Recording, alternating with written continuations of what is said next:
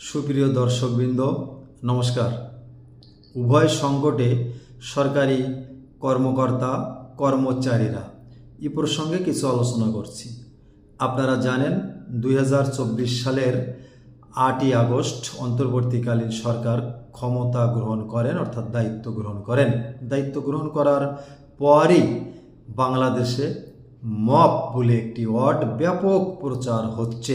যদিও 5ই আগস্ট থেকেই মবের কাজ শুরু হয়েছে, তবে সকলের ধারণা ছিল অন্তর্বর্তীকালীন সরকার দায়িত্ব গ্রহণ করার পরে মব কমে যাবে, কিন্তু মব কমে নেই, মব কিন্তু আরও বাড়ছে।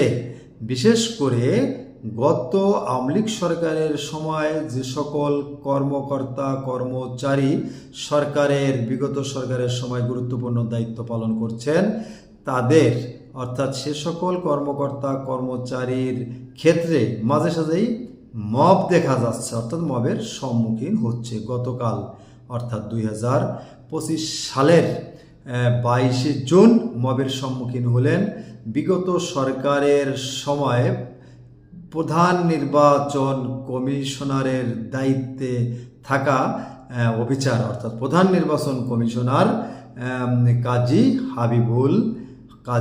হাবিবুল আউয়াল। তাকে পুলিশ গ্রেপ্তার করেছিল। পুলিশ গ্রেপ্তার করার পর মবের সম্মুখীন হলেন, অর্থাৎ মবকারীরা তাকে জুতার মালা গলায় দিল এবং মারপিট করলো এবং সামাজিক যোগাযোগ মাধ্যমে ছবি করে ছেড়ে দিল। গতকাল এই ঘটনা ঘটেছে।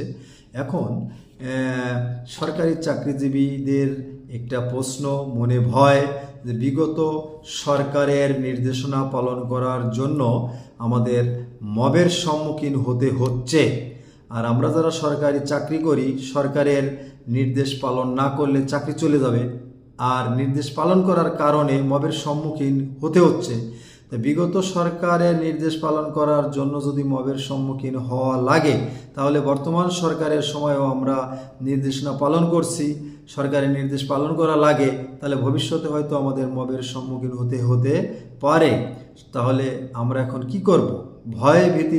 ভয়ভীতি কাজ করছে সরকারি কর্মকর্তা কর্মচারীদের ভিতর।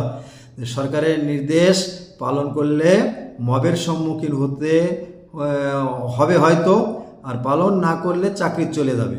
এখন আমরা কোনটা করব? প্রিয় দর্শকবৃন্দ, আপনাদের কাছে প্রশ্ন রইল, আপনারা এর উত্তর দিবেন। সরকারি চাকরিজীবীরা ভয়ভীতিতে আছে, তারা এখন কি করবে, কোন দিকে যাবে? আপনারা কমেন্টস করবেন। ভালো থাকবেন, নমস্কার।